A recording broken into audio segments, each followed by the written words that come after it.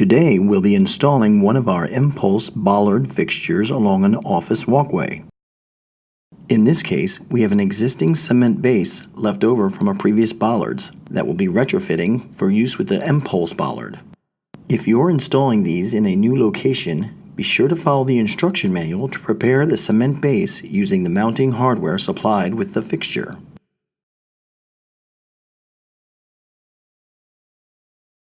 To do this, you'll begin by securing the 4 L-bolts to the mounting template using the 8 nuts and flat washers.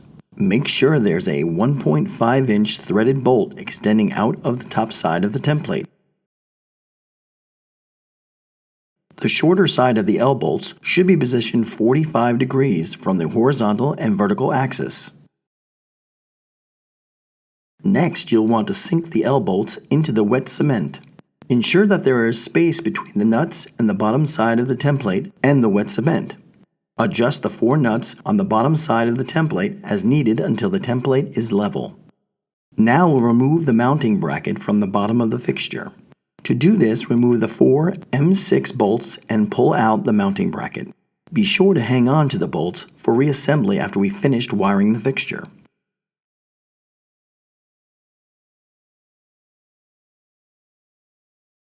Next, we'll remove the template and replace it with the mounting bracket. Make sure the bracket is oriented in the desired position. The flat surface will align with the flanges. The curved surfaces will align with the sides without the flanges.